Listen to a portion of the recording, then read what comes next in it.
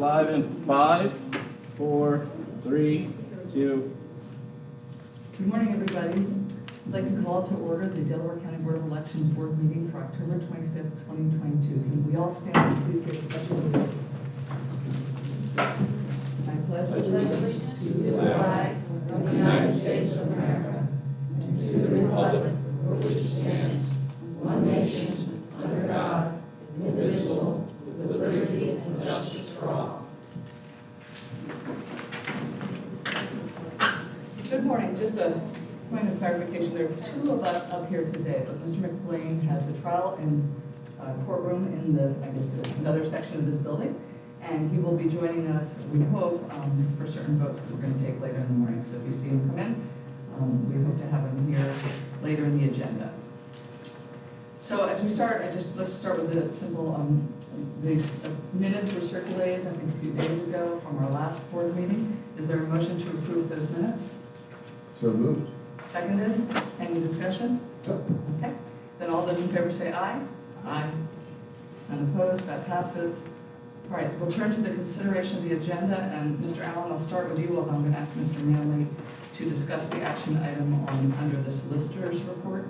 But if you might just walk through with particular attention to what the items are for action. And just for those of you who haven't been with us before, we are taking public comment at the beginning of our meetings now. So we are going to let you know what the action items that we are going to be voting on are. If you wish to make public comment on those action items, please make your public comment at the time of public comment, which is early in the meeting. There will not be another opportunity for public comment. Mr. Allen. Good morning, everyone. Good morning, board members.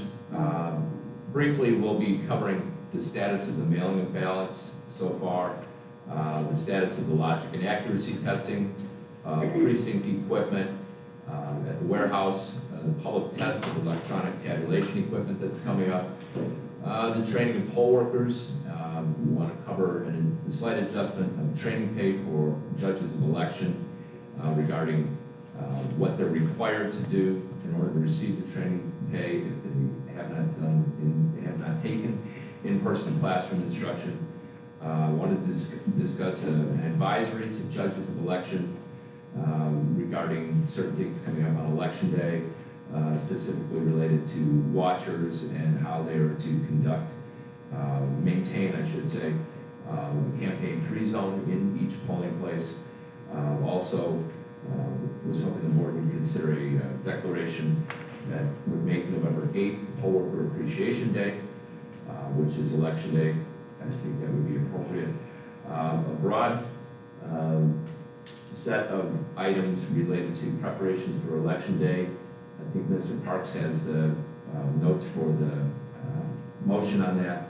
An update on voting at Fair Acres, and then in the solicitor's report, recent events, and we'll have an action item regarding the Pennsylvania Supreme Court ruling and what it means in terms of notice and curing. And notice and curing means when there are certain flaws that are detected with the returned materials from the voter, whether they're voting by mail or absentee, if and how we would give a notice to that voter so that they may know that they need to either vote in person or visit our voter service center, or that we can cancel that original application and issue a replacement ballot and envelope so that they can correct their error.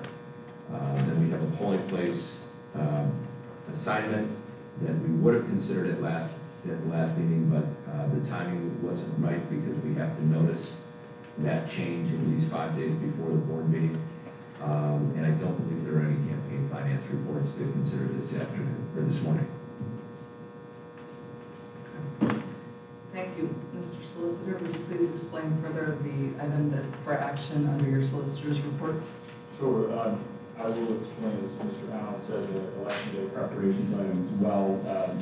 Those items involve a number of what I would call standing delegations of authority that have been the practice of this board for many years to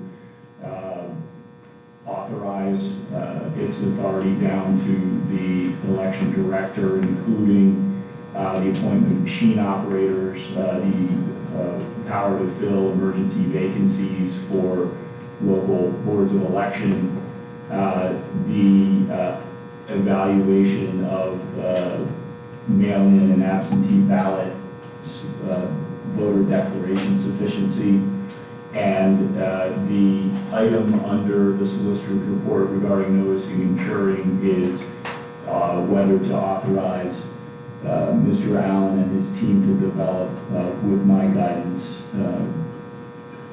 practices regarding the adoption of practices regarding providing the notice and cure that Mr. Allen just described. Thank you. Any other comments from the solicitor, Mr. Allen or Mr. Eldridge, for the agenda? No? Okay, then we will begin our public comment period. Please note that the solicitor will be keeping time. You have 3 minutes. Who would like to go first, please?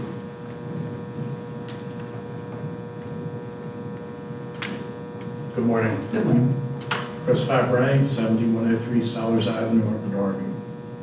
So here we are 2 years later. Not much has changed.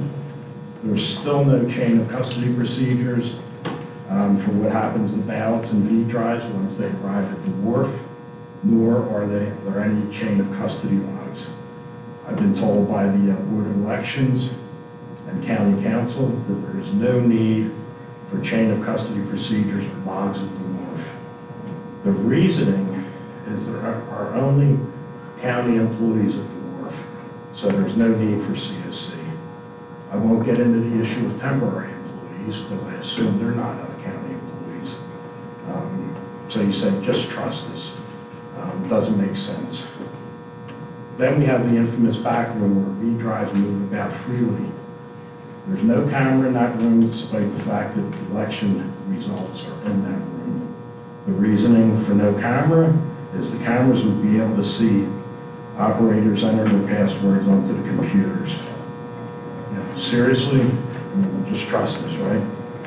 About the only thing that has changed is V-drives are put in IVAC envelopes and judge of election inspectors sign the envelope. I guess that's the BOE version of the chain of custody now. I don't know what has changed since you won't let anyone know. So the public does not get a clear view of what happens to their votes as they move through the system. Now, sure, if you're a watcher or an observer, or whatever the term is today, you can see a lot of movement of ballots and V-drives, but there's no process that can be followed. No transparency. We're told, just trust us. Delaware County has the most secure and fair elections in the state. I hear plenty of concerns based on facts voters present to you. What do we hear in response? We're told since we have issues with the election procedures, we are racist, anti-Semites, stupid, crazy, liars. We're told to shut up, and our motives are disingenuous, among other things. I'm told that all my questions have been answered, so move along, nothing to see here. I'll decide to my satisfaction when my questions are answered, not to your satisfaction. Just like lockdowns have devastated my grandchildren, voting machines, ballot boxes, and lack of proper procedures have devastated elections in this county and country. But yet you say trust us. So, thank you for your time. Mr. Fabry, I just appreciate your remarks and would like to respond to a few of them. There are chain of custody documents. The transport of the items, there's a chain of custody all the way to the receiving station, whether that's at Rose Tree or in previous elections, it was spread out to 2 or 3 different locations. Then a county employee, as you noted, brings them to the office. Then the envelopes are opened in front of observers, directly in front of observers, literally from this distance, from where I'm sitting, to literally this table. They are then entered into servers directly, again, in front of the observers. And the servers are located approximately 5 feet away, but again, literally 2 feet from where the observers are able to watch. That is where the uploading begins and ends. Now, you refer to a back room. It's a server room. And after they're done uploading the V drives, they move the V drives back to the server room for safe storage. It's a keyed access limited area for the IT staff only. Now, because of the concerns, we're going to purchase a glass case, like you see in a hardware store that has keyed locks, and place it on the floor, so that when they're done loading those in front of all the observers, we'll place them in the keyed locked glass case. Lastly, the complaints about the V drives. Again, I'd like to remind all the voters out there that there's a tape. There are multiple tapes, result tapes, that are printed out at the precinct. There has never been one instance where the V drive later contradicted anything that was reported, posted on the window of the polling place, kept by the minority inspector, attached to the return sheet. So there's never been an instance that where the V drive has contradicted anything that was printed out right at the close of polls in each precinct. So I respect your opinions, but I disagree with the idea that the public doesn't get a clear view. I think were your exact words. The public gets a very clear view, and even if they're not at the wharf, we have 24/7 cameras monitoring that very process that I just described. So that's all I have. Yeah, I was going to hold my comments because I don't know if there's going to be similar comments, but I just wanted to say, I'm sorry you feel that way. I look at it very differently. You've been I think, a positive presence at these meetings. We've tried to respond to your concerns. We had planned on presenting a chain of custody presentation, which you suggested that you would like to hear. So we moved it up and did it earlier so that you could see that. I think that the comments about, I think that was maybe even the Trophers, but the comments about these V drives being kept in the back room after they're loaded, as Mr. Allen said, they're not, everything happens on camera with the observers.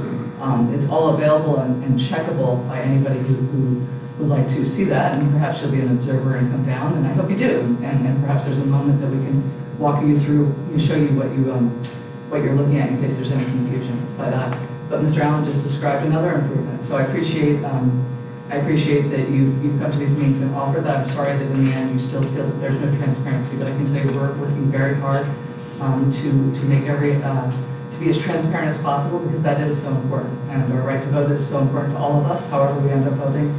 And so I do appreciate, although I disagree with you on what you said today, I do appreciate your contributions to these meetings.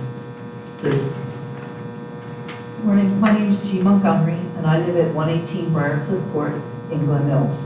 I am thankful that there are still many people in our county and state that believe in democracy.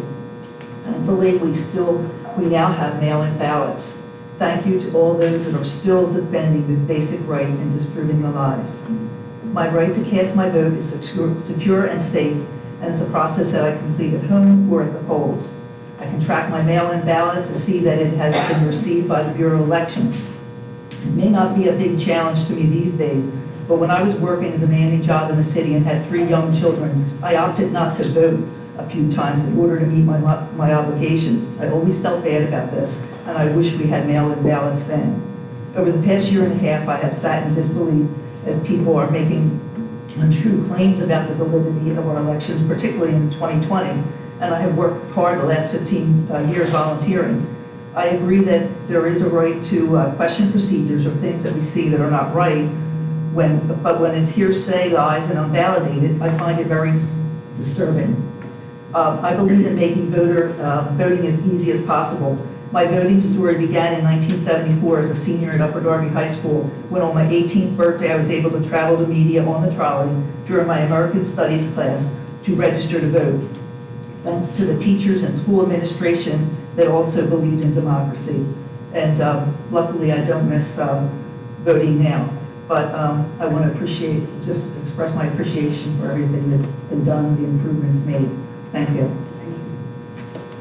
Any other comments? Good morning, my name is Liz Madley. I'm at 313 Creek Drive in Radnor. I have some pictures that I'd like to share with you that I think could help explain what I'm trying to.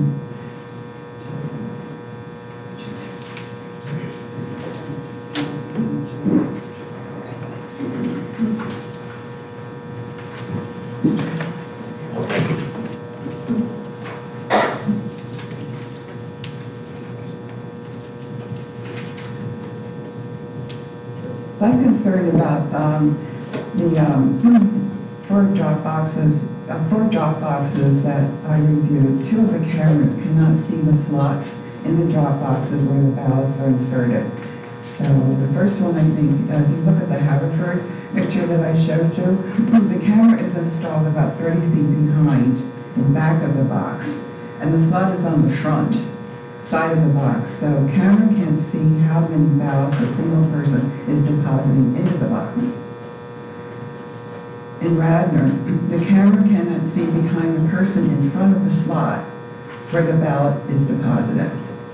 So to ensure fair and honest midterm elections, cameras were installed to monitor that only one ballot was inserted into the drop box slot at one time. Because of the position of the cameras and the drop boxes at Haverford and Radnor, they don't monitor how many ballots a single voter is inserting. Therefore, these cameras or boxes need to be adjusted to ensure monitoring occurs that only one ballot is deposited into the box. All the sites in the county have not been monitored or reviewed. So there are two of the other sites, Marble was one of them, and the other one is on Bishop Hollow Road. Those cameras and boxes are correctly positioned so that the camera can detect how many ballots are being inserted into the box, the slot. But we don't know about the other remaining camera and drop box areas in the county in terms of whether this problem is also there. So all the sites need to be investigated to see if the cameras can monitor how many ballots a person is depositing. If Delco is committed to ensuring fair and honest elections, monitoring how many ballots one person is inserting into the drop boxes is required because that's the law, that you can only put one ballot in the box, the slot. Because drop box use began yesterday, the Board of Elections must determine how to monitor the boxes immediately, correctly. In the meantime, those drop boxes that are not being monitored, especially the two that I pointed out to you, should be closed until further notice. The correction to the Radnor problem is the box just can be merely turned sideways, and if that occurs, the camera will be able to see who is inserting ballots and how many ballots are being inserted. So this is a huge problem, and I'm asking that you address it immediately. I'm sorry, I want to make sure you complete. No, thank you for that. I do want to have the solicitor make a point of clarification, just because presumptively, if someone's sticking one ballot into a drop box, that doesn't necessarily mean that they're violating the law. So I'm going to ask you to do that in a moment, but I think we are always trying to improve the maintenance and surveillance of those drop boxes, so I appreciate your comments about the adjustments, and I hope Ms. Brown will consider those as we go forward, but this is important feedback. But just to be clear, it is not inherently true that somebody sticking one ballot in doesn't mean that they can, sticking two ballots into a drop box is violating the law. That is correct. There are circumstances when people can deposit someone else's ballot with the appropriate paperwork that's described on the Department of State website and our county website. But 2 might be appropriate, but 10 isn't. And there have been incidents in the 2020 election where there was ballot harvesting, so that more than 1 or 2 were deposited into drop boxes. And that's the reason why I assume that you install the cameras is to make sure that, they're being properly used and that ballot harvesting is not occurring. But in these 2 sites, you can't ensure that it isn't being, because the camera can't see whoever is putting in what into these slots. I very much appreciate the feedback, and we'll take it under consideration. I do think that there's been no, as I understand it, proven incident of ballot harvesting, so I just want to be careful about that. Is that correct, Mr. Solicitor? That is correct. To the extent there were reports or allegations, they were forwarded to the DA's office in 2020. I don't recall that there have been any since then. And the DA, I don't believe, has identified any established instance of ballot harvesting, and certainly not on the scale of what you're describing. But your point is nevertheless a fair one, and I'm sure that you know the investigation that you request could be carried out, and perhaps is as simple as unbolting the box and turning it 90 degrees. But I live in Radnor, and in 2020, the drop box was not positioned where it is now. It was positioned on the curb. And unless the camera has been changed, the camera could see what was being deposited into the slots. It can't now. We've made no changes in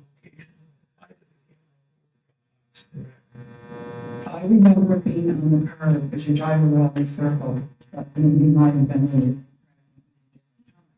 But I have valid concerns. No, I appreciate the feedback. We are trying to constantly improve. That's what I was trying to say earlier too, so thank you. So when can you make a decision about this and let us know? Well, this would be an administrative matter, would be within the authority of the Director of Elections to investigate that situation. And if the determination is made that that it's an easy fix and that the camera can either be adjusted or the box can be turned on its axis 90 degrees to allow better monitoring, I assume that could be done as soon as the staff could get out there and make that change. But know that they may not ultimately agree with your assessment. They may believe that the surveillance speed is sufficient. So that's what we're asking them to do, but thank you. But that's why I gave you the pictures. Yes, no, I Because appreciate on the pictures you can see, especially in the Haverford site, that the camera is way behind the box, and the box is facing this way, not towards the camera. So it's obvious that it cannot observe what's being put into that slot. So it's a serious problem. I've been a little bit generous with the 3 minutes to allow this back and forth, but we understand. But you will get back to me or us about this? I will defer to Mr. Allen on that. Honestly, there are pros and cons to having the camera position either facing the individual so that you can actually get an image of the individual, but no matter where we have it, whether it's looking over the shoulder of the individual or facing the individual, so that you see who's coming there, so that you're preventing against the very thing that you're talking about. You know, someone repeatedly, if you allow me, you also are able to capture the person walking up to the drop box and able to usually see what, you know, the quantity of usually single item that they're walking up with. So, But this is not, I'm sorry, this is not a Q&A. I do appreciate your comments. Just to clarify, my concern isn't the person, my concern is the slot and what's being put into the slot. the slot by design is not like a postal blue box. The slot by design is very narrow to minimize the prospect of someone doing what you're talking about.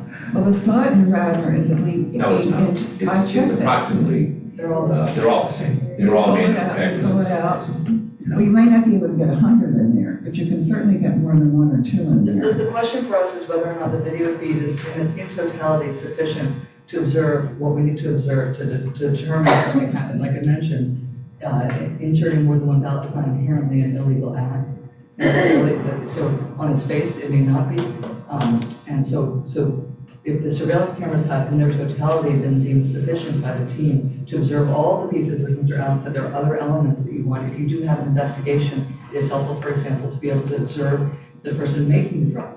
So there's a lot of considerations, not just that one moment that you're discussing, but the boxes are designed to prevent the type of harvesting in a moment that you're indicating. So, but Mr. Alberts, I think you would like to. Yeah, I would also just like to make a technical point about, unless you've seen the feed produced by the cameras, the observation of the positioning of the cameras only tells you so much. The housing of the camera itself may point in a particular direction, but the lens can cover multiple angles, you can focus in. We had a concern similarly in Upper Darby, and someone forwarded the concern, and they were provided with a screenshot, and it was very clear that despite the fact that the camera appeared to be pointing at an angle that they couldn't capture, it was in fact capturing it because it was filming off axis. So that's why we have to defer it to the staff to actually look at the screenshot to investigate it Just to be honest with you, just because the pictures are so small, I can't tell anything. I'm sure if I went there, I would see what you're saying, but we have to defer to the staff to do this investigation. The better ones coming, I just wasn't able to get them today. Yeah. Mr. Robertson, Thank I'd you. like to tell you that I called the office yesterday and spoke with Siobhan, who has access to the camera, and mentioned the Radner problem, and she concurred with me that you cannot see the slot. So, it's not just mine. Ma'am, your point's been made. I know, but I just wanted to say Well, that. you have to understand, there are many people here for No, I public understand. comment. I We just have wanted to important say that. business here Thank you. today. Well, and this was the rules are important too. equal I'm for sorry, this everyone. was important, very important. We Thank you. noted that, you've made that point, thank you.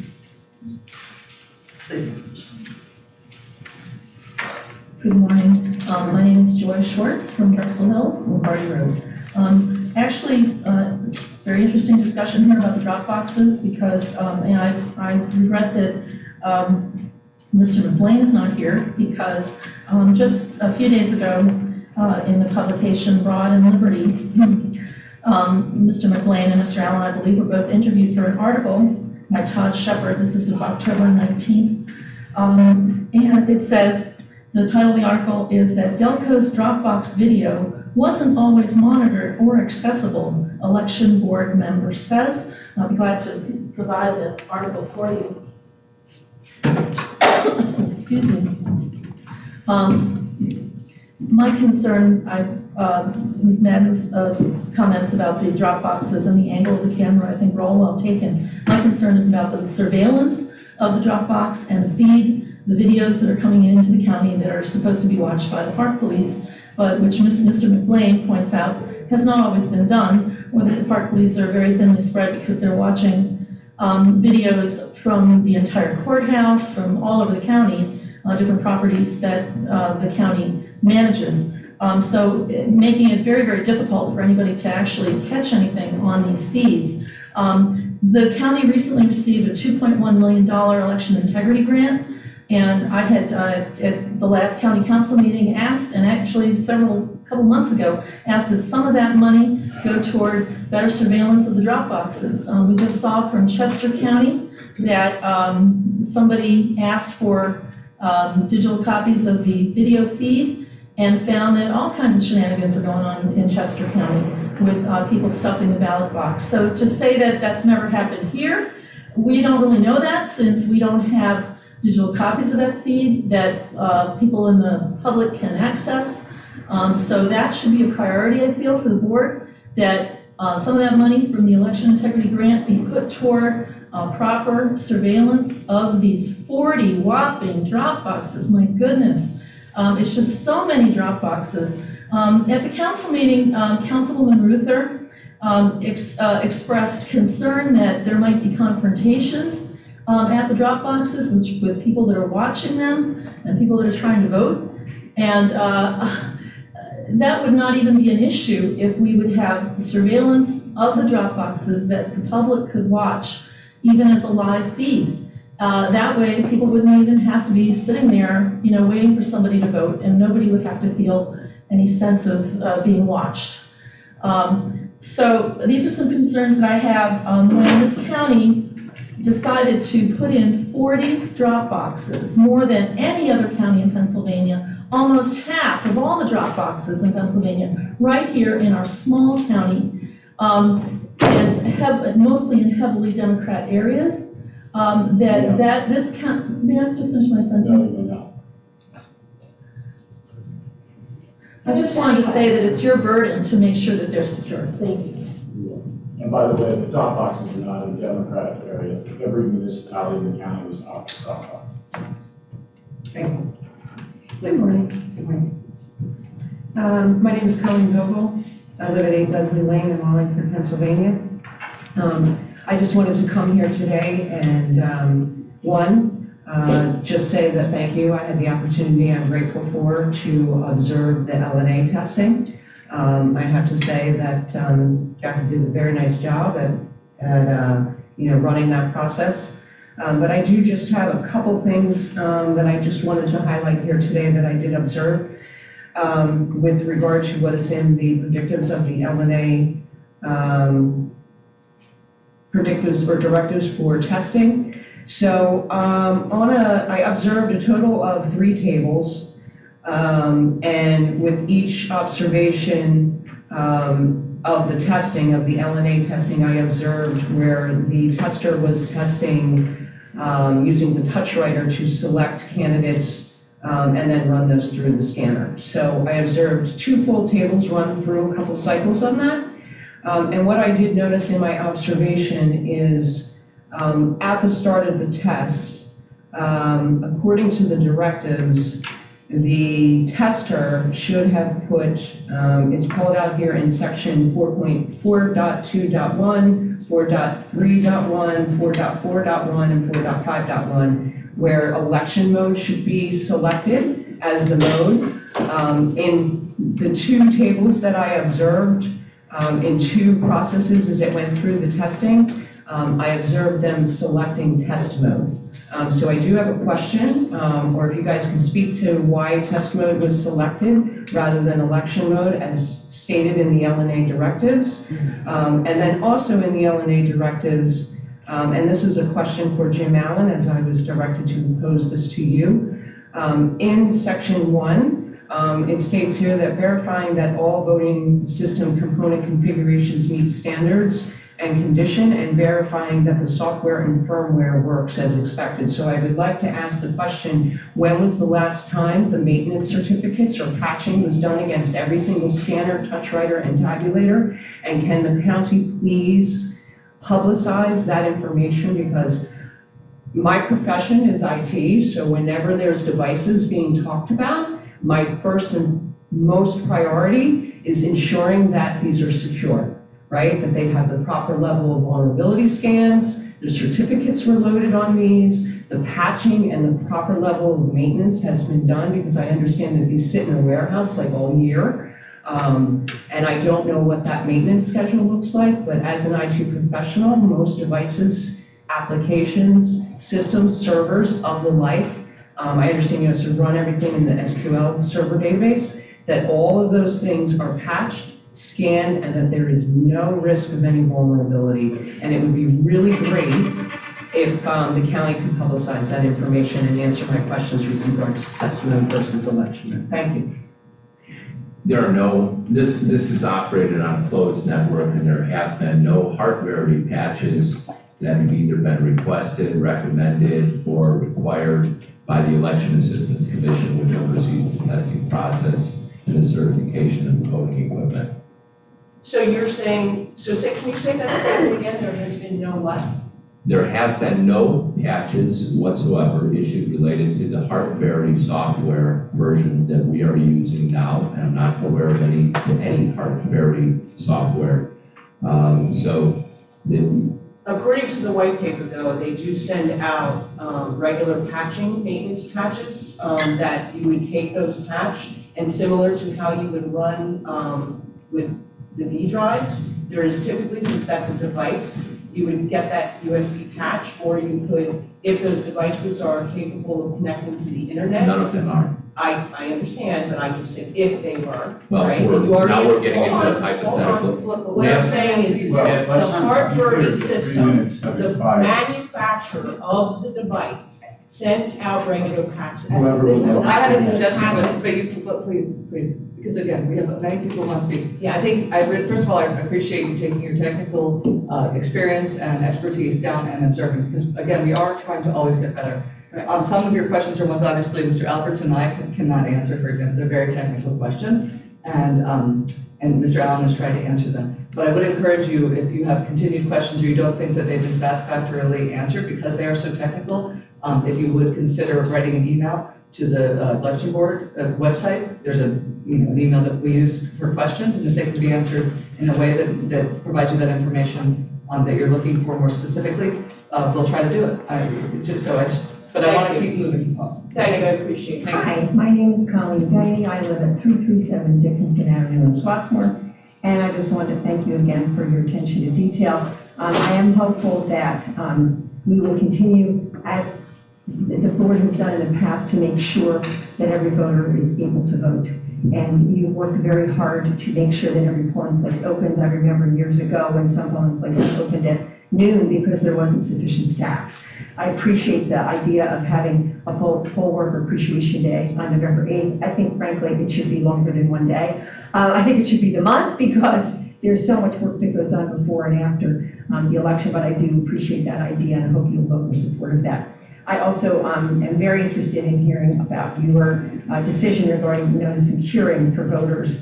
I do believe that if a voter puts their ballot in and it's invalid and if they were standing in a polling place and they had overvoted, they would get a notification. If they had done other things that had invalidated their ballot because they need too many stray marks, my understanding is that a ballot would then be returned to the voter who could try again. So I think with that principle in mind, I'm hopeful that you will allow the voters that made a mistake, that perhaps didn't get the right envelope in the right place, would be notified that their ballot is not valid, so that they would have a decision that they could make about whether they wanted to try again. So thank you for your consideration, thank you for your diligence, and thank you for ensuring that every voter in Delaware County, every eligible voter in Delaware County has the opportunity to vote in a free and fair election. Thank you. Thank you, Ms. Karen. I'm inclined to agree with you, but that's the vote I want to make sure that Mr. McLean is present for. Sure. For bipartisan discussion, so thank Yeah. you. Oh, you have someone behind you and you stood up first either way. Okay, sorry. I'm Marty Curlish, 332 Virginia Avenue, Havertown. The comments are about law and envelopes and audits. And, oh Jesus. I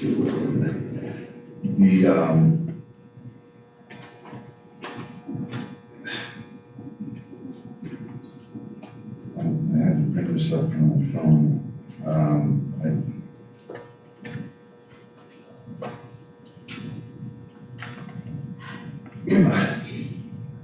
Somebody else. Okay, go. Right, somebody else. The woman behind you, please. My name is Joanne Stump, 16 Flyway Drive, Newtown Square. Thank you for letting me speak. Delco recently received a one-time election integrity grant for over $2 million as part of Act 88.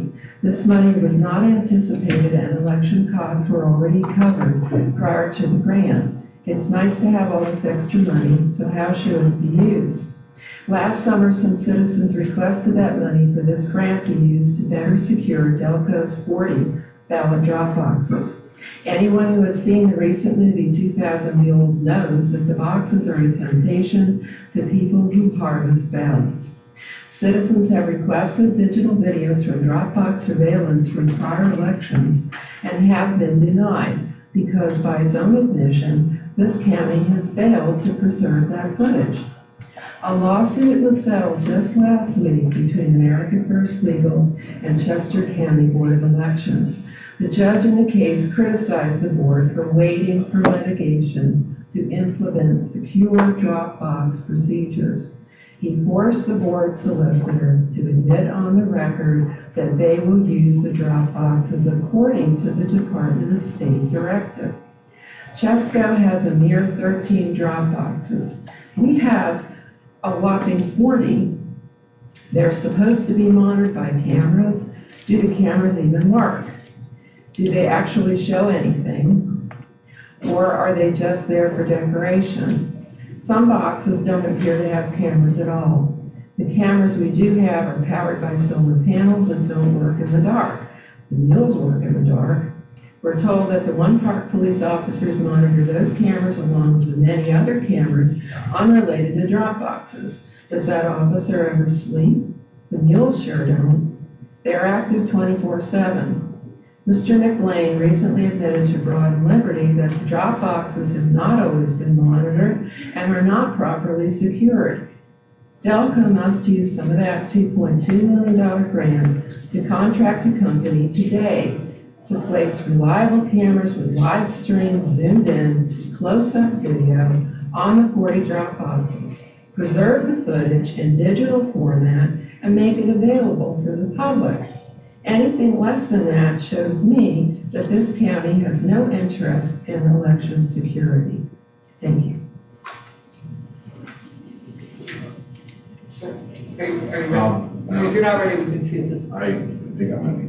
Okay. Marty Curlish, Havertown. regarding these drop boxes, that they may be on videos or surveillance, but they are not secure in that multiple ballots dropped illegally into the box cannot be identified once they're in the box, and they will be counted.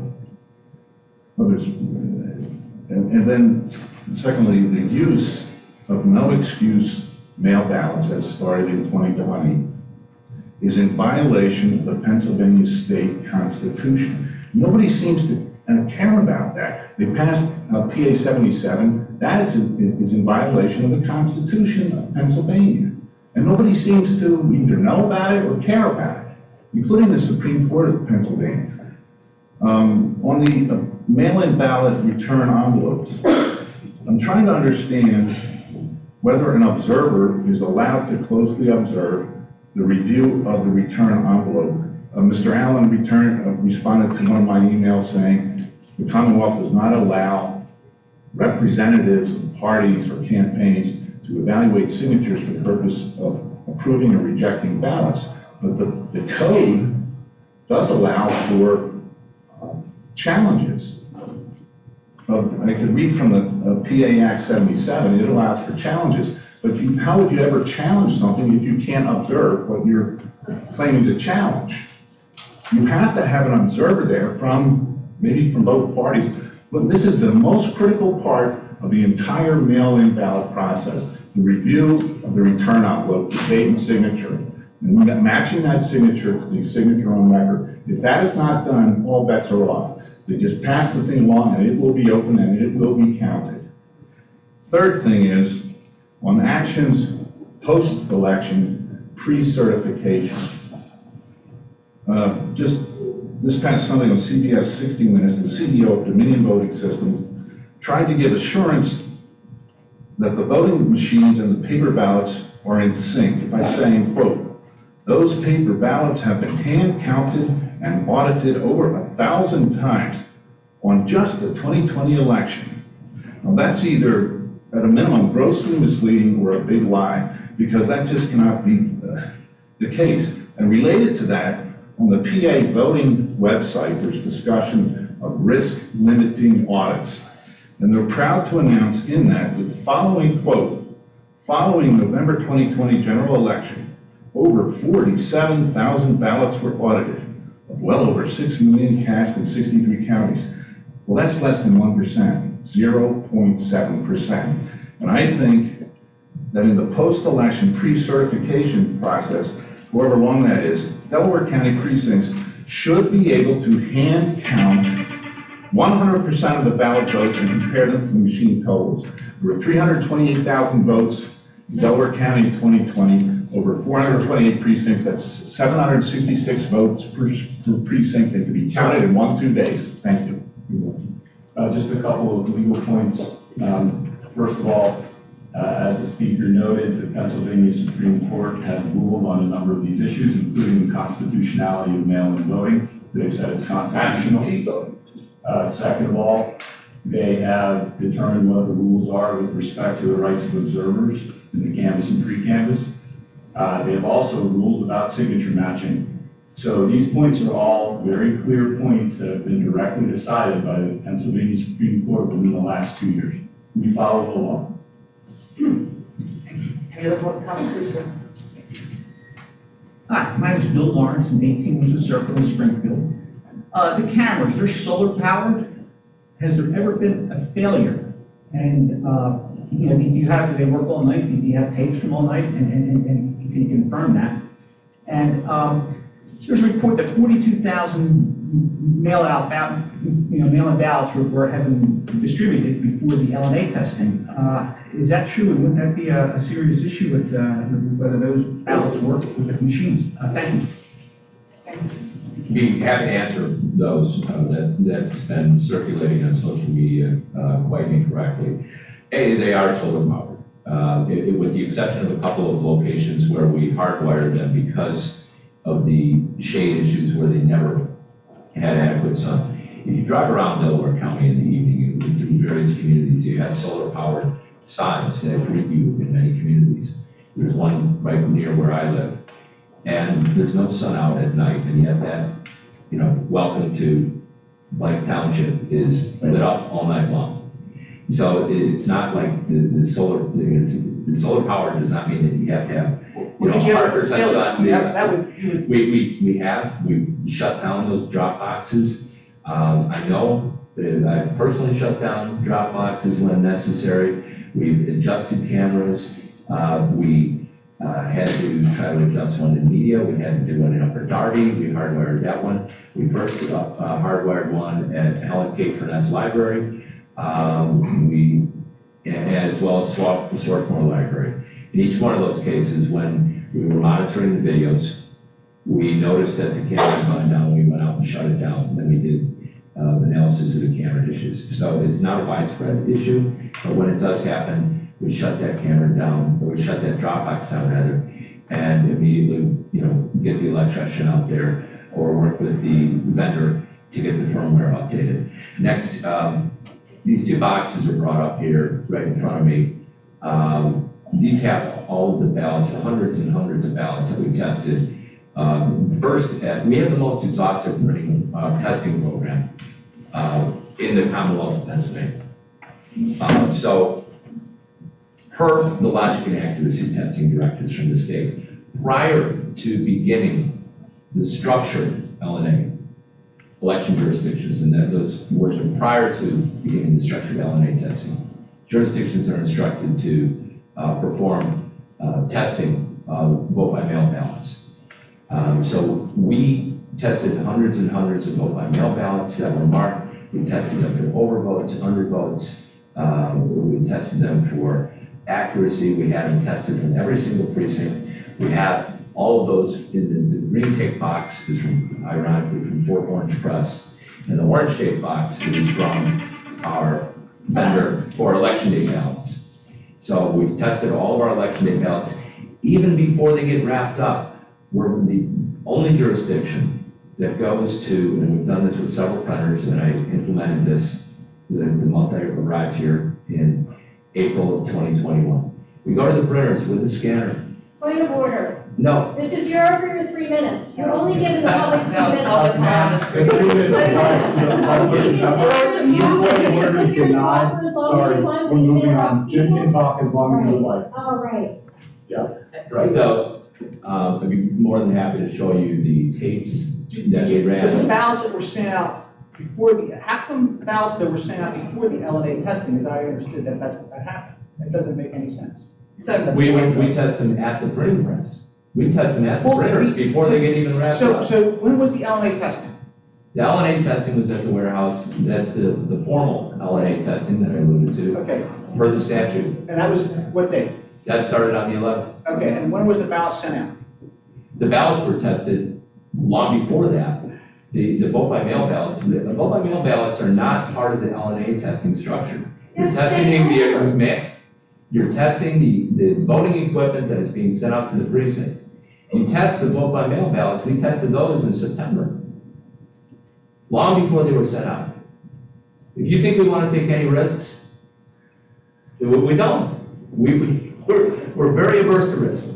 We tested the envelopes. We did 3 rounds of testing of the envelopes. We tested the ballots. We ran tapes on them. We checked the results. I just want to be clear with something. The LNA testing tests the equipment. Right. Okay? Right. That's And the equipment has to work with the ballots. right, except for the equipment that's being tested in the LNA goes out to precincts, and vote by mail ballots aren't scanned at precincts. Or the vote by mail ballots scanned with what? Are those machines that the ballots are scanned by? When do they? At the wharf. The Canon DRG 1100s. Okay.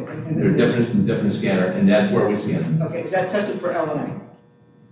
Yes, but it's not a formal LNA test as prescribed by the law. So when they enacted Act 77, they did not update the LNA section of the law. We do testing anyway.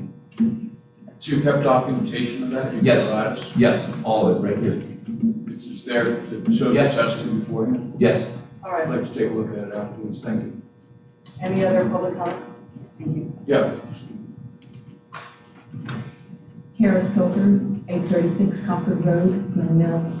And I am concerned with what I observed just as we pledged allegiance, that Mr. Alberts stood with his hands behind his back. And that, to me, that would seem he should not even be on this board with such a decision. Seems like we're in the middle of hear no evil, see no evil, speak no evil. But there's a lot going on. I want to refer to a news article that was published near a year ago pertaining to a report by the Pennsylvania State Auditor General, Mr. Pasquale.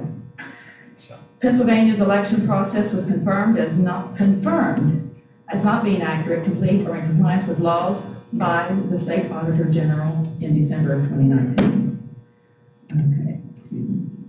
Pennsylvania's voting process was corrupted before the 2020 election. There was ample information that the election process lacked accuracy, completeness, and compliance with the law. And the Auditor General told us this in his December 2019 report, that we were set up for major fraud for the 2020 election. The Pennsylvania Auditor General warned in late 2019. He released a report providing evidence that the state's election process was not accurate, complete, or in compliance with the law. He released a report with terrible results related to the state's election process. The Auditor General was unable to confirm the state's election process as being accurate or complete or in compliance. Not only this, but there were 4 local county officers who would not comply with his audit request. I do not know who those 4 counties are, but it would not surprise me if Delaware County was not also one of them. These entities, these 4 counties, purposefully blocked efforts to get to the truth in the election process so fixes could be implemented before the 2020 election. And in his letter to correspondence to Governor Tom Wolf regarding his report, he said significant scope limitations were caused by a lack of cooperation and a failure to provide the necessary information by the Department of State, the Pennsylvania Department of Transportation, where voter licensing registration is done, and 4 county election offices, counties. This has substantially impacted our ability, that is of the Pennsylvania Auditor General, to obtain sufficient appropriate evidence to fully achieve all of the objectives of the audit. There was denial of access to critical documents. There was excessive redaction of documentation in what they were provided with. And the sustained refusal to cooperate with the information request was done without the Department of DOS providing any plausible justification for their non-cooperation. Accordingly, the Department of the Auditor General was unable to establish with any degree of reasonable assurance that the SURE system is secure. And it's the SURE system that is in, you can see this report online of the Auditor General, and it is egregious. I just want to say one thing. You've come up here repeatedly, and it's your right, I understand that with the Sunshine Law, to say what you'd like to say and give you that time, but you've repeatedly criticized Mr. Alberts. I don't recall ever criticizing Mr. Alberts before this. It's my time to talk. And, you know, what I love about America is the diversity. It allows everyone to be different. I'm different, Mr. Alberts. I've told you I was not going to ask him. I've never asked him. I have no need to ask him. He has been an incredible contributor to our community. If you look at his life of service, you will find that. He sits up and has joined this board for no pay, and to have to listen, because that is our role, to listen to public comment that criticizes him. Doesn't seem like that's the right use of public comment, but it technically is your right. But I just want you to know that if you look at someone like Mr. Alberts and his incredible contributions to our community, I'm proud to have him on the board sitting next to me. It's still a matter of concern. That's all I'd like to say. Thank you. Yeah. If you'd like.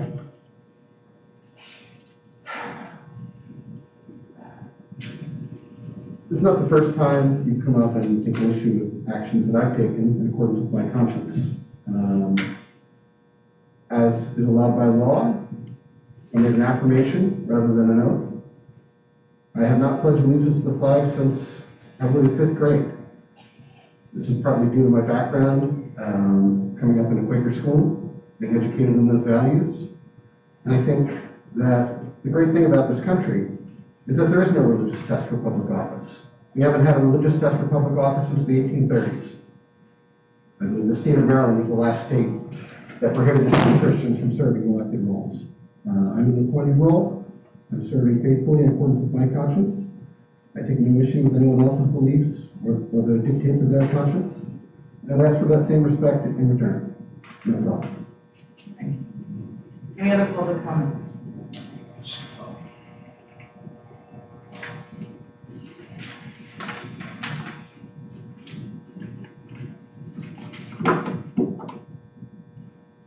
Just, my name is It's on. Test.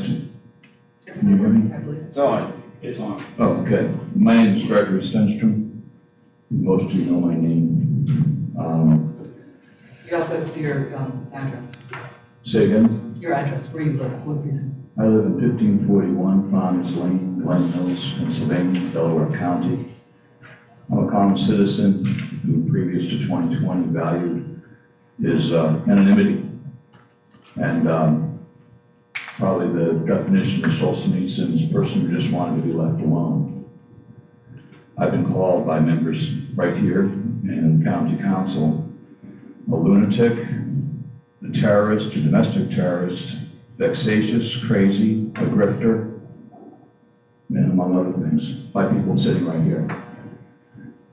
And I'm a private citizen. If you're a public citizen, Sullivan versus New York Times says, if you're sitting in the big chair at the front of the meeting with the power to turn off the mic, then we don't have to be polite to you. We can say things that hurt your feelings. That's part of the First Amendment. Now, board members and solicitors here have uttered misinformation continuously over the past 2 years. And it's either misinformation or a lie. I'm assuming you have a duty to know, and I can only assume some of these things have been lies. We've been told that our cases have been dismissed and thrown out. They weren't thrown out, like the 65 other cases in the United States that were thrown out. They were dismissed without evidentiary hearings. Our cases are still in the appellate trajectory. One before the Supreme Court of the United States, one before the Commonwealth Court of Pennsylvania. One of the things I sat here and I had a prepared speech, but I kind of modified it as I listened. And you say to trust you. And I hear Mr. Albert and everybody here saying, you got to trust us. But yet you lie to us constantly in the most ridiculous of lies. So earlier, Mr. Allen said, well, you can only fit one ballot at a time. And these type of childish, toddler-like answers is like, well, I can put more than one ballot in. I can put 1, 2, 3, 4, 5. And these are the types of, obsequious answers that irritate the public, irritate me, and cause us to distrust you. And you said earlier that you thought your ballot was, counted. I was the one who got into that back room in the counting center that you hear about, and I saw it with my own eyes. I served 22 years in the most challenging and dangerous warfare occupations in the United States. The public comment is for us to Right. receive, not the public. So I was just pointing to her because those 70,000 mail-in ballots that were sitting back there, he admitted to it in his own filings. It's in the filings. If anybody wants to read the court cases, they admitted that there were thousands of ballots back there. They admitted they used USB drives afterwards. They admitted they lost the B drives. So all the things that you've all said have been easily provably false. Please, I allowed you to finish your sentence, but please, we do have many people in this audience with much on our agenda. Thank you. Okay, thank you. And I'd like to see those documents afterwards, Mr. We'll talk about that afterwards. Let's deal with that afterwards. Let's go through the meeting.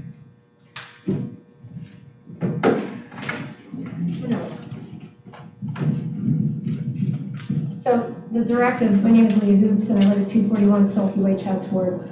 This would be the directive for your logic and accuracy testing, which I am here to discuss, and place all of you, including your liaison, Christine Ruther, and Supervisor Jim Allen, and all other government officials, you are in violation of civil and constitutional rights, the election code specifically in regards to logic and accuracy testing. During all meetings, I listen to lies consistently and abuses of power. During our meetings, calling us terrorists, liars, racists, anti-Semites, and deniers because we are simply exercising our right to question and challenge our government. This is all to avoid questions and challenges and intimidate anyone who does so, Constitutional case law is New York Times versus Sullivan, in which Justice Brennan said, reviewed the matter against the background of a profound national commitment to the principle that debate on public issues should be uninhibited, robust, and wide open, and that it may well include vehement, caustic attacks and sharp attacks on public officials. So whether or not your feelings are hurt is irrelevant to me. You serve us, the public. It is a right, not a privilege. And any government official that interferes with civil rights is a violation of federal codes. Codes designated to protect the sovereign, meaning me, and anyone behind me from abuse by government officials, which I watch weekly. You all have taken an oath to the Constitution, and the Declaration of Independence states that governments are instituted among men, deriving their just powers from the consent of the governed. And I would be damned if I would continue and tolerate your abuse of power. The official notice I'm giving you today of federal codes: U.S. Code 18241, conspiracy against rights; U.S. Code 42, 1983, civil action for deprivation of rights; U.S. Code 42, 1984, conspiracy to interfere with civil rights. Now, when you come to logic and accuracy, tell me how, according to the Pennsylvania law, you're doing logic and accuracy testing without the public's knowledge.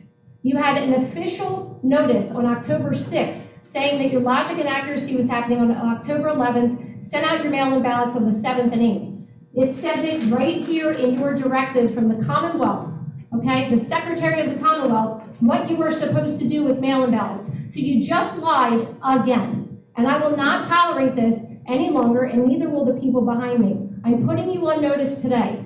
I will not tolerate this anymore. And yes, Mr. Manley Parks, more lawsuits are coming your way. Thank you.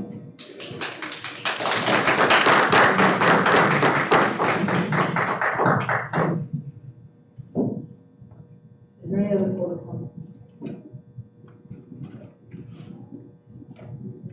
Hi, my name is Kathy Youngman. I live at 211 Canterbury Road in Havertown.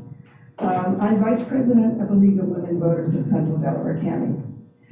For almost a decade, our League of Women Voters in Haverford Township ran an essay contest cooperating with the high school, Haverford Senior High. And we worked with the Social Studies Department and asked the teachers actually created an assignment for their students: how can we increase participation in voting? And we did it for a year. We ran a contest. We, the league, gave an award in front of the school board to the top 3 essays that were judged by outside officials, not by us. So you have to understand that these young people are the future of our democracy. They are the future of our country.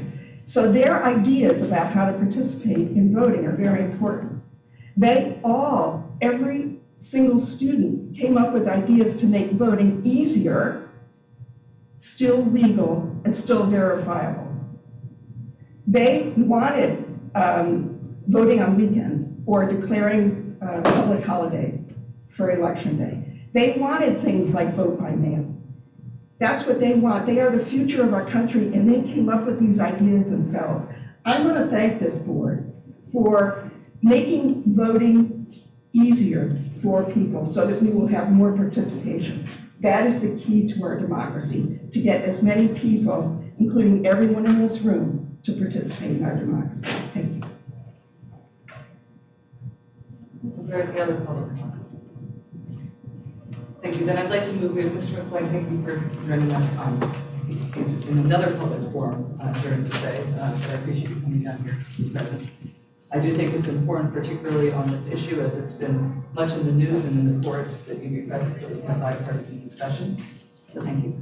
Mr. Allen, I'm going to jump ahead in the agenda to the solicitor report, specifically the action items that you were proposing relate under your report that you described earlier today. Thank you, Madam Chair.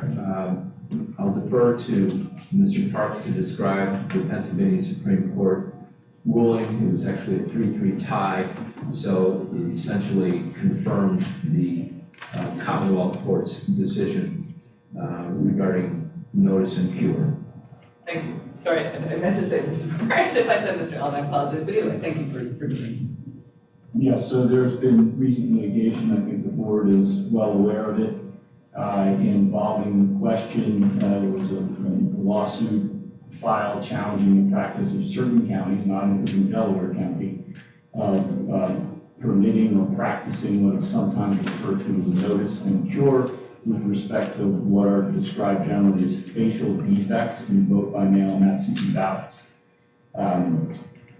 In the course of that litigation, the Pennsylvania courts have ruled that notice and cure practices, while not mandatory under the Pennsylvania constitutional laws, are permitted by boards of election. And several of our brother and sister counties throughout the Commonwealth do practice of various notice and cure regimes to allow. The gist of these is where a ballot contains a facial defect, for example, it's returned and the voter has forgotten to sign the declaration on the outside of the envelope, that voter would be notified that that ballot would be facially defective and not able to be counted, and that the voter would then have the opportunity to come in, be issued a corrected or a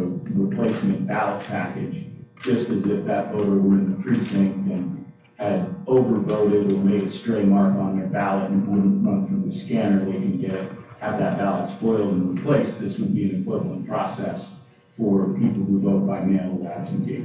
So the question for this board is whether this board would like to follow the lead of some of its sister counties, including all of the counties in our region of the state, and adopt notice and cure practices to ensure that the voters of this county who choose to vote by absentee ballot or mail would have an appropriate opportunity to correct facially deficient returned ballots or out-of-ballot envelopes. And it's my understanding that part of the motion would be that we adopt that practice of facial deficiency, that you would help work with Mr. Allen to define that under the law. I would, and here's the language that I would propose for consideration of the motion, which should address this issue.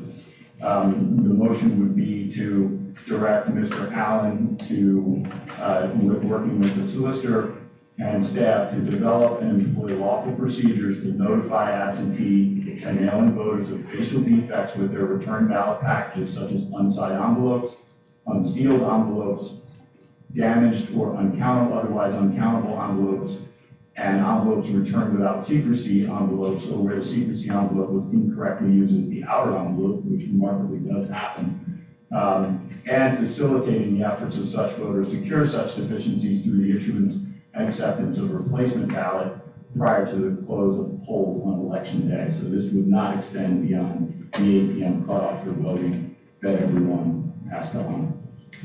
I'd like to, if we're to bring this, have the motion set and move the board discussion on that motion. Is anybody going to move to adopt the motion as explained by Mr. Parks?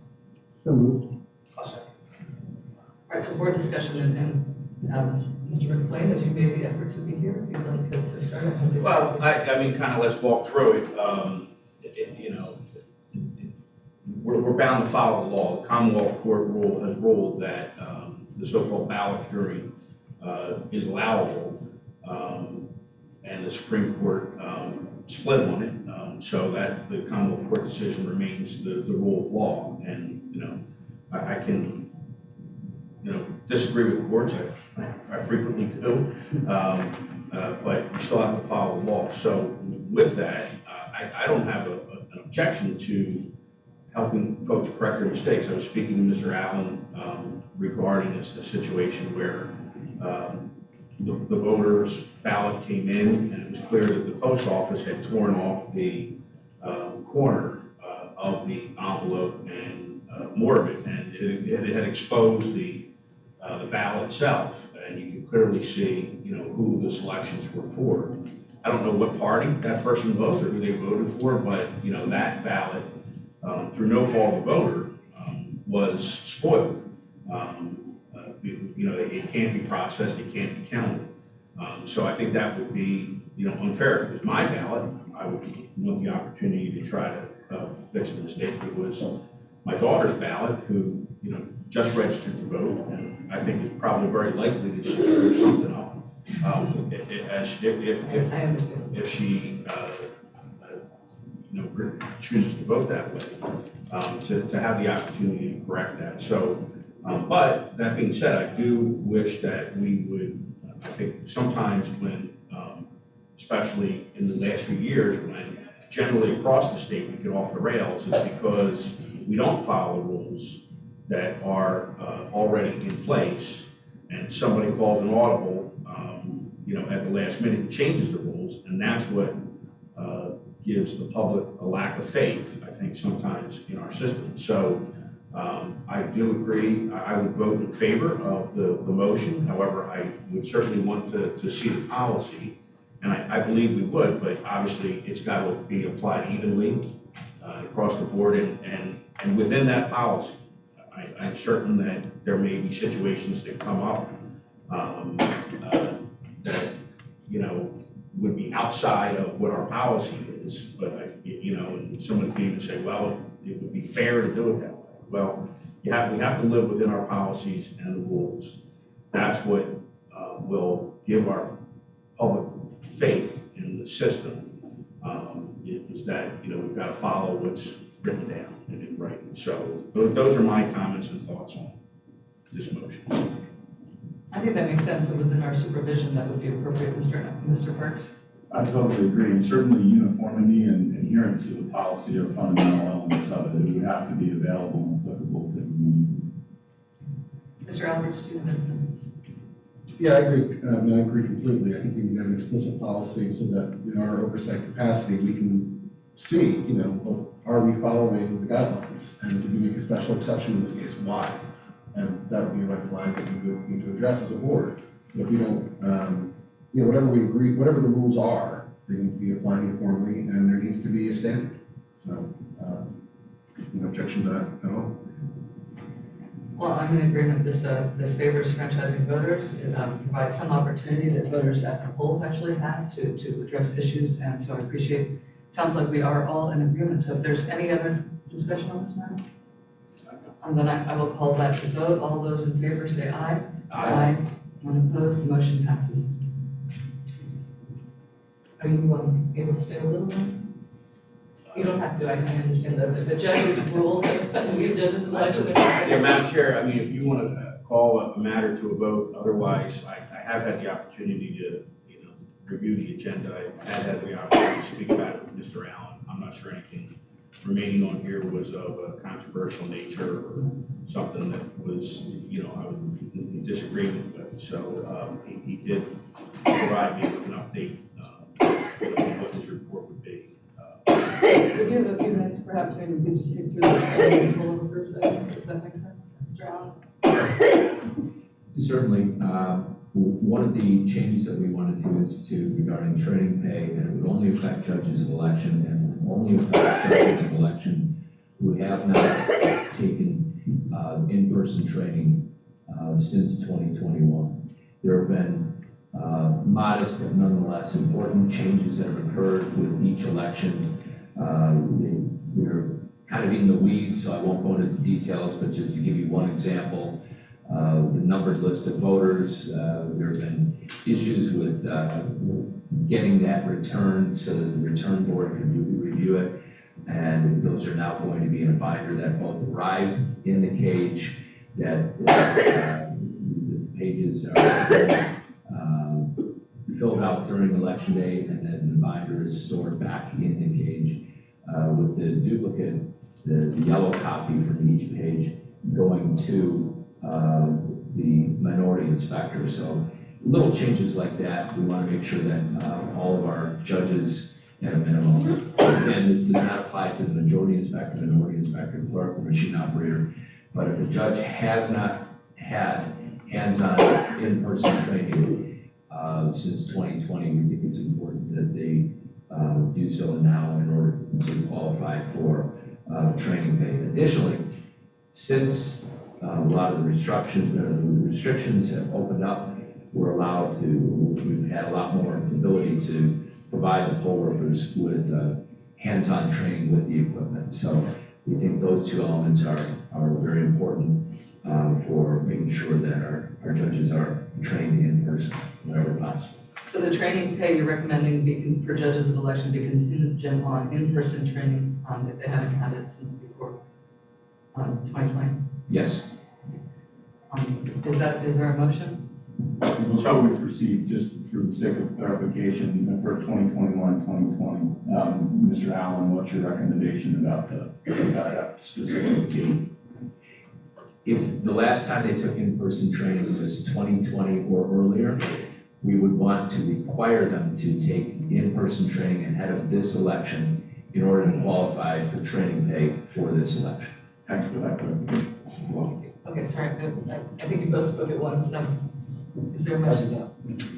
I'll move to approve. Any discussion? All those in favor say aye. Aye. And opposed, that motion passes. There is one that, Mr. McLean, while we still have you just gave me the finger video, not the finger, but the signal. When you have to go is the delegation. I think we should discuss next if we can. This is a normal. We do it every year. You every election you participated in the vote on it last election, but if we could lay that out, Mr. Solicitor. Certainly, the basic motion would be to authorize the Director of Elections to take any necessary steps with respect to the appointment of machine operators, the filling of emergency vacancies for local boards of election, and the evaluation of the sufficiency of voter declarations and other aspects of absentee and mail-in ballot packages and ballots, making determinations based on such evaluations as to whether such ballots should be counted or not. In lieu of that delegation, the board would have to meet and convene and review individual ballots, which would, of course, slow the countdown. And for that reason, as far as back as I'm aware, the board has delegated that authority to the Director of Elections at that time with the guidance of the solicitor. Is there a motion to adopt the delegation recommendation of the solicitor? Second. Any discussion? Well, I mean, just one quick point of clarification, because I'm a new guy. I assume that in the actions that the director takes, that we delegate to when we receive a report on a regular basis as to what is occurring. Yes, the effective venue for that report and that discussion would be the meeting to certify the results, which essentially is this board having the opportunity to review the decisions of the director, ask questions about specific circumstances or categories of ballots or such, and then, that would be reflected in the vote to certify them. Thank you. No further discussion, and all those in favor say aye. Aye. None opposed, that motion passes. The advisory to judges of election item, Mr. Allen? We are going to take effort to make sure that, I apologize, hit the mic off. We are going to make an effort to advise all of our judges of election of key items ahead of this election, most notably to make sure that they maintain a campaign-free zone inside the polling place. Secondly, that they work with watchers, but also know the limitations of what the watchers can and cannot do in the polling place with respect to the voters' rights to exercise their access to the franchise. Lastly, to strongly encourage the judges to resist any efforts and report any efforts that would be aimed at breaking the chain of custody by way of performing any kind of hand count and delaying also the processes that would jeopardize the integrity of the election if there were to be ballots spread out on a table with no processes, no procedures, no recommendations, no allowances, recommendations for it under the law, no certified process. We also want to make sure that that's very clear. This is almost one, Mr. Parks, I mean, it would almost be in the discretion of administration to make sure that judges of election are informed of all their duties and also how to handle issues with somebody tries to disrupt the operations of the. Yeah, I believe this is a purely administrative matter, and it may be that Mr. Allen would like the interim chair of the board to support his efforts in that regard, which is certainly permissible, but not required. He would be within his authority, because that would be a purely administrative, the content of the training, so to speak, is a purely administrative question. I mean, I'm very supportive of that, as Mr. Allen knows, but how do the rest of you feel in terms of whether we should vote on it or just discuss it? Our support of the idea of sending a notice to judges on specific issues that have been flagged as possibly going to be presented to judges of election to try to give them in advance specific guidance on how to handle those issues. Well, Madam Chair, I would always, if it's at all possible, I would always prefer to be presented to the board. So I certainly, I mean, what Mr. Allen is recommending is what the law requires. So I certainly agree with vote support of that type of direction to judges of election. Yeah, I mean, I think it's always needed. Judges of elections are confronted with these things every election, and best that we provide them with good information in front of them. And I agree. Mr. McLean, I do with. Let's do it as a vote. There's no harm in doing it, and I think we're all in agreement. I think it's an important idea, Mr. Allen, so I appreciate you presenting it. So is there a motion to, for the Director of Elections to send an advisory to the Judge of Elections related to issues and how to handle them, sort of a guidance document outside of the training that we've already discussed? So moved. Second. All those, any more discussion? All those in favor say aye. Aye. None opposed, that motion passes. You would- The If I could, maybe excuse Yes, this. yes. Thank you very much. I'm sure I'm guessing you were in support of poll worker appreciation. You said you liked Every it. other day. Now he's happening. Earlier you said I often disagree with decisions of courts, and I disagree with the one that's taking you away from us right now. Yeah. I'll probably disagree with Don't tell the for just a judges few that minutes, you you know. Yeah. Good luck. Okay. Thank you. Board Mr. members. Allen, however you want to proceed, it's an open game on the agenda. Just to recap, the status of the mailing of the ballots, approximately 60,000 ballots thus far. And as of yesterday afternoon, we had approximately 32% of those returned and logged into the SOAR system. Logic and accuracy testing of the precinct equipment was completed last Friday.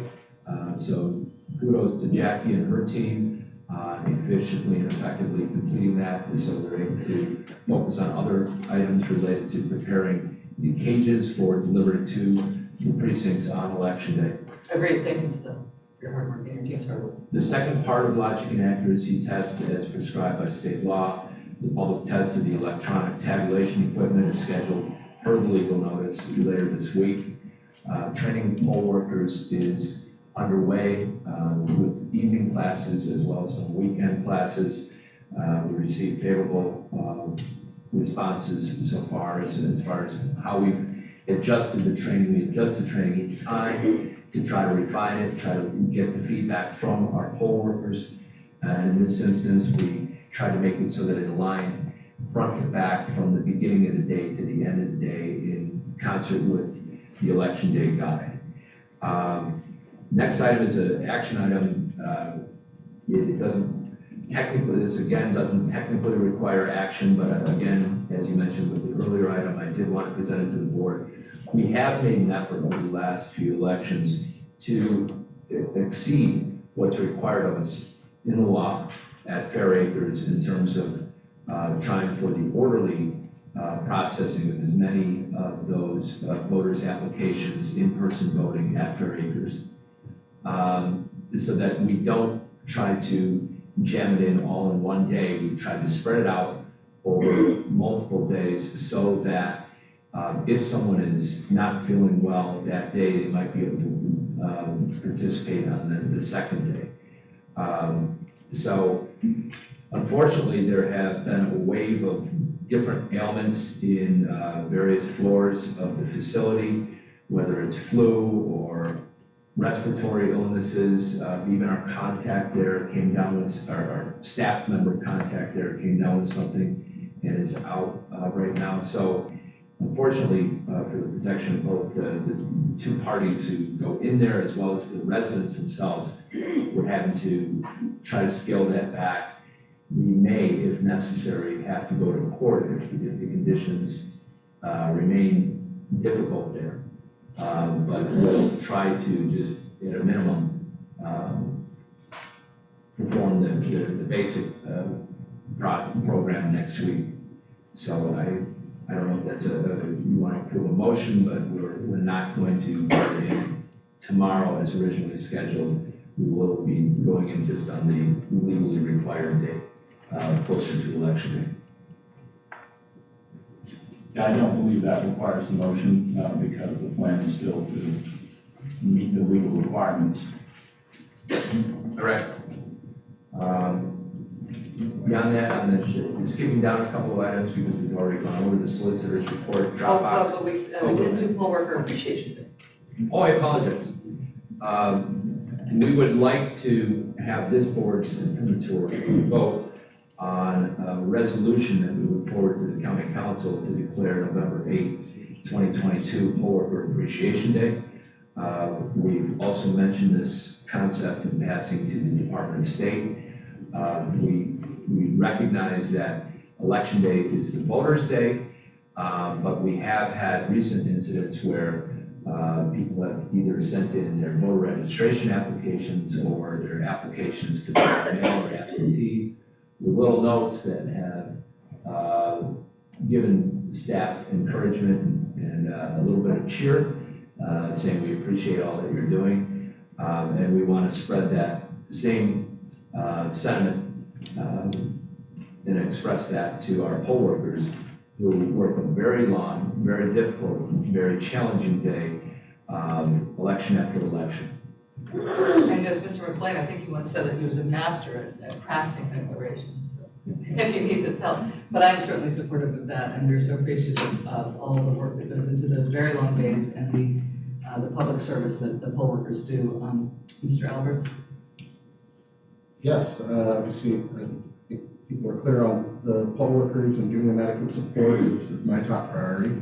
I encourage all of you who have not currently signed up to be a poll worker. You can still fill out that form. We still have vacancies to fill.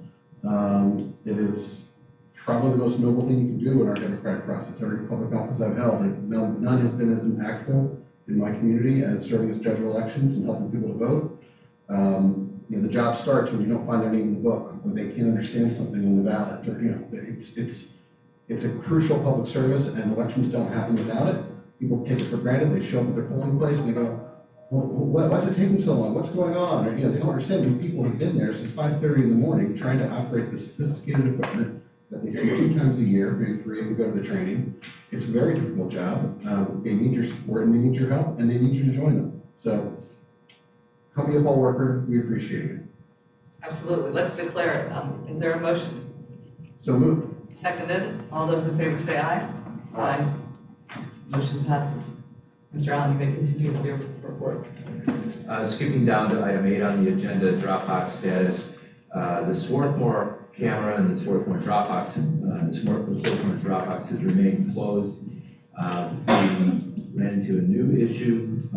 We've had the cameras rolling long before we opened the poll, the Dropboxes, and that was to make sure that they were all recording and to make sure that our new system of capturing all video and not having to rely on the vendor to try to download those, there are extreme limitations in terms of their storage.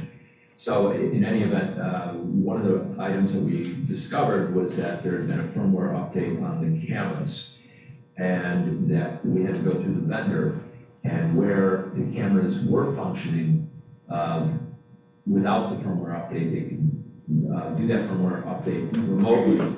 However, in the case of Swarthmore, it's been down and up and down and up, and so we've had that Dropbox closed.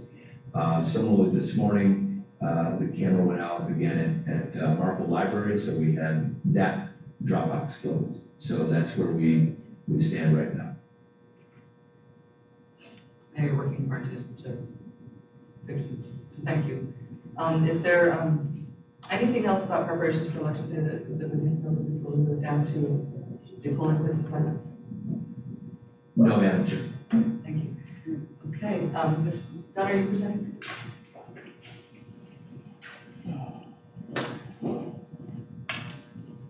You're standing here. Yeah, I know, I don't know why it's moved.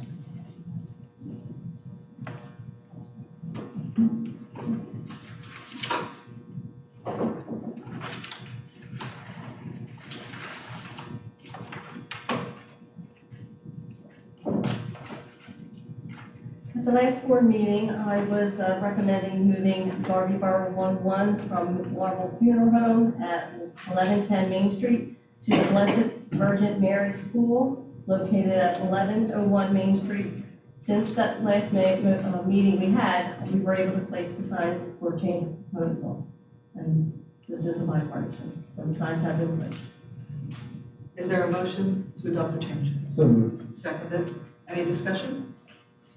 Okay, all those in favor say aye. Aye. None opposed, that motion passes. Thank you, Ms. Dunn. Thank you. And thank you again for all your team's work. Thanks.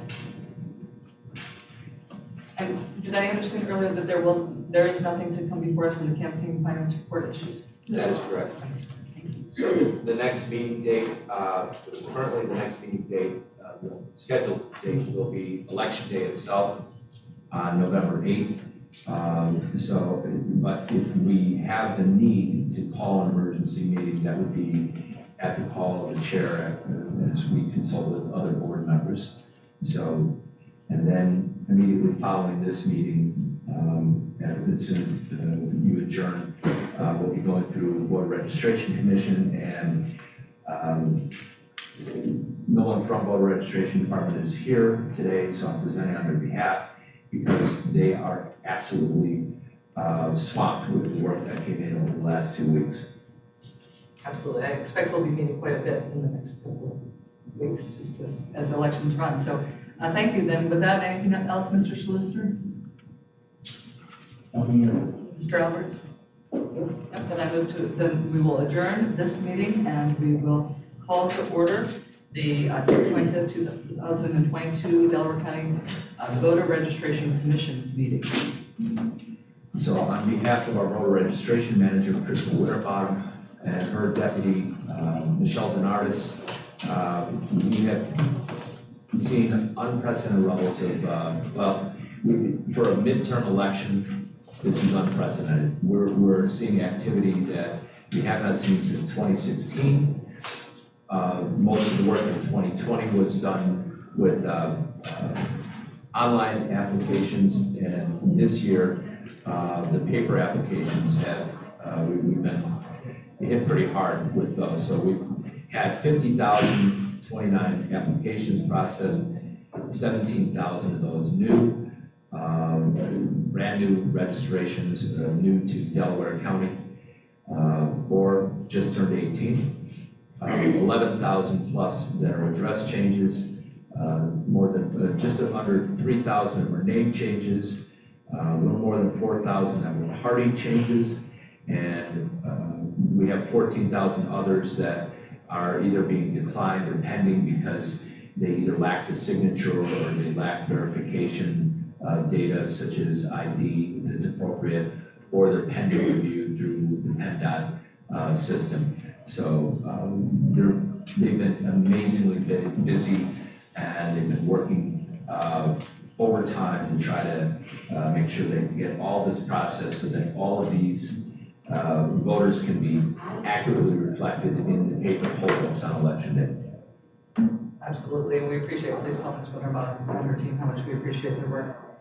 Is there any, I'll give you an opportunity if you want to comment, but is there any public comment on the voter registration commission? I just actually have a question for Mr. Allen. Of those folks who have applied but have a deficiency, I'm wondering if the political parties would be able to assist in any way in reaching out to those individuals with volunteers. As much as we appreciate the offer, under Act 88, we're expressly limited in in terms of accepting the services of any outside, whether they're professional services, donated supplies, whatever, from outside organizations. So we have to abide, and besides that, as much as I appreciate the offer, the shore system is very complicated. You can figure that out. I meant more like I'm reaching working- out, making calls to voters. Oh, I see what you mean. I understand. Well, we're gonna have these 14,000 somewhere in the system. They may not be eligible to receive a standard ballot on election day. They may have to vote provisionally, but we'll have their records so that if they have to vote provisionally, we'll be able to verify that they did file some kind of paperwork with us. And you have adequate resources to reach out to all those people. We have the system which allows us to send a card where to the voter to indicate that if they're registered, they've updated their address, we mail a card and say, you know, this is your new registration, and that's a safeguard so that that comes back to us undeliverable. We can flag that registration as having an issue. Likewise, we also mail a card out when there's any kind of HAVA hold on it. HAVA is a reference to the Help American Vote Act. So where they're not meeting one of the requirements under the National Voter Registration Act or state law or the Help American Vote Act, we have to put a hold on that item. Okay, thank you. But I think it's helpful that you know that you know what you're dealing with, because it sounds like the opportunity that would be presented is to vote provisionally if there's any issues with that registration. And sir, did you want to speak in public comment as well? But you need to do the formal. You spoke at the last meeting, because technically they're different meetings, your name and. I wasn't aware that Marty Furlish, Havertown, Virginia Avenue. Is that, you said there was 50,000 new applications, registration applications? Applications processed, so there are a variety of items. So there are new registrations, there are address changes, there are name changes, there are party changes. Changes to registration, or new registration, or changes to registrations? 50,000 17,000 are new. are new, okay. In the meantime, there are some that are coming off as well that aren't reflected in here because they're registering in another jurisdiction. We're getting heads up on that. So it's not like we jumped up by 50,000. Our number of registered voters is still consistent at 414,000. So we've only seen, it's down from a year ago a little bit, but it's up from earlier this year. There's 414,000 registered voters in Delco? Yes. There are many more than that who are voting age and eligible, meaning U.S. citizens 18 and older. But we have 414,000 right now. And the changes, new applications with changes to registration, is that on a form, or is that on the person get on shore, or the shore system? Yes, you either have to submit a paper form or you go online through the. You get the paper form online? You don't, well, you can download the paper form and mail it in or submit it over the counter. Electronic? Or you can use your PennDOT driver's license or state ID and apply online to update your registration. Or you can do so while you're updating your PennDOT. And a brand new registration, totally new registration is done either in person or online? It can be done online, in person, or while you're updating or getting your first PennDOT driver's license or state ID.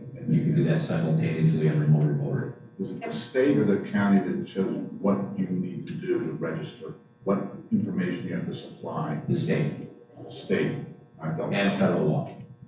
Yeah. So the state website would tell you what's required for registration? Yes. Thank you. Is there a bill currently pending or being contemplated to expand the DMV type access to other locations? Is it libraries? That sounds vaguely familiar, but I'm not sure if that bill is in the current Congress or legislature session or not. I think there was such a bill at some time, but I don't know if it's current. And I don't know about committee or any of that, either. Certainly it hasn't passed, but you. Certainly has not passed. Mr. Alvarez, do you have any questions? Nope. Okay, I don't either. Anything else, Mr. Allen or Mr. Parks? No, Madam Chair, thank you. Okay, well, with that, then I will adjourn this meeting. Thank you very much for your time, everybody.